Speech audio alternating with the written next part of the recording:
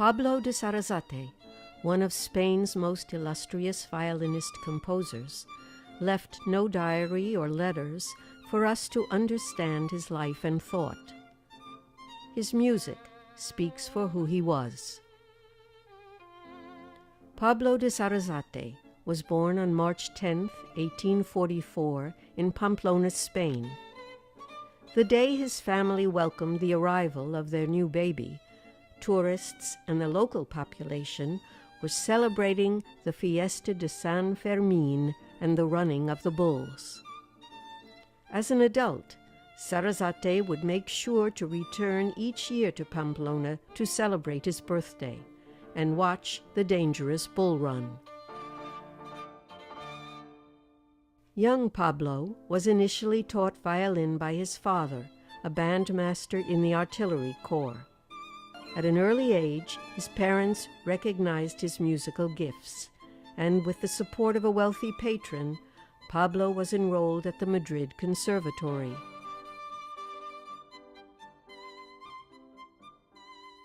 When he was 12, he traveled to Paris to study at the Conservatoire with the renowned violin teacher Jean Allard. 9 years later, Allard agreed that he was prepared to compete for the coveted Premier Prix. Pablo won with highest honors. Thus began Sarasate's life as a composer and traveling virtuoso.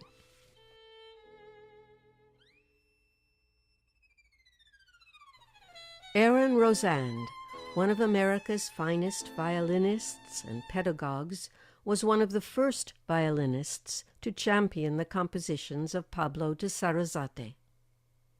In this documentary, Maestro Rosand shares his love of Sarasate's music.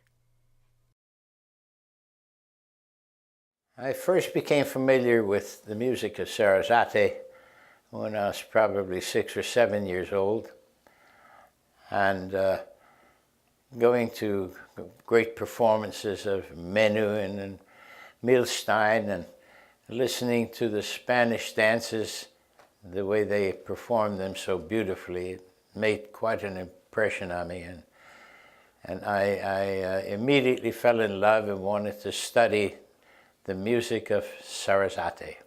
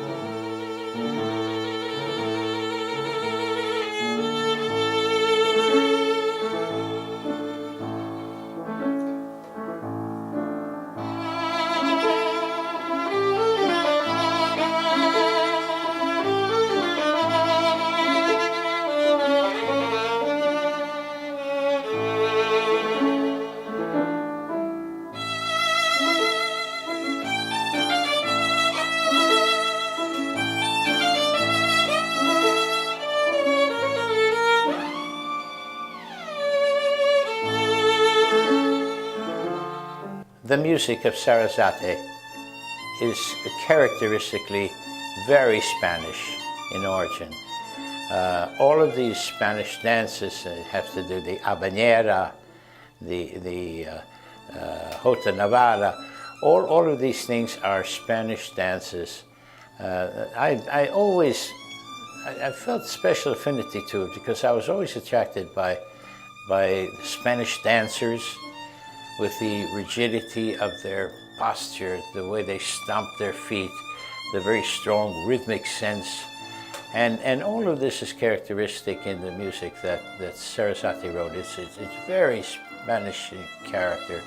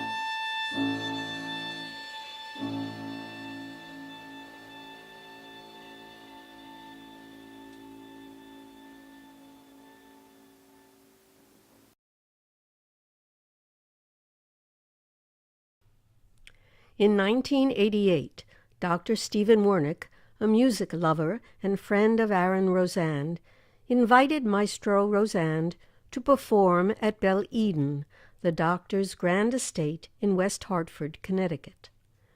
Belle Eden's magnificent music salon was designed in the style of the salons of Europe in the 18th and 19th centuries. Rather interestingly, these Spanish dances and works of Wieniawski were somehow neglected for many, many years in recital repertoire.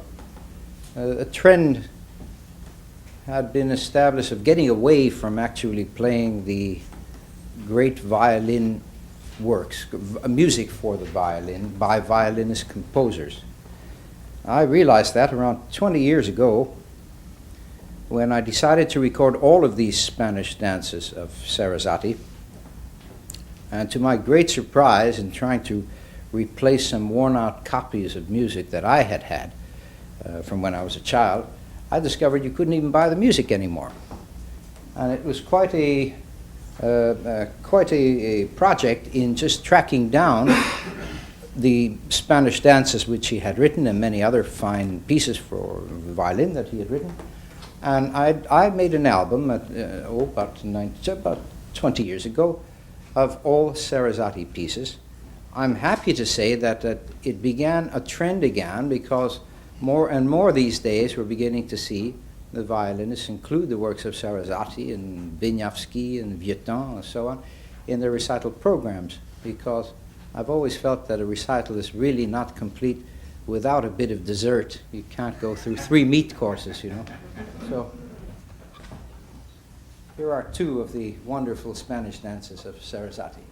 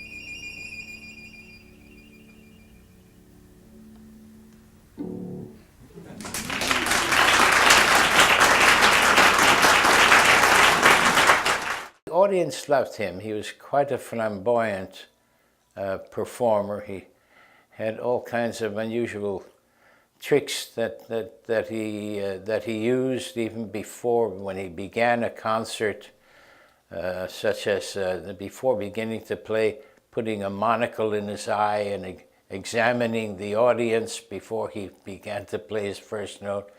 Or a little trick that he had the violin under his chin, and then suddenly he dropped, the violin dropped, and he would catch it by the scroll. That was a trick, and everyone gasping, the violin falling down. He had little tricks to maybe amuse and relax his audience, but the audience loved him.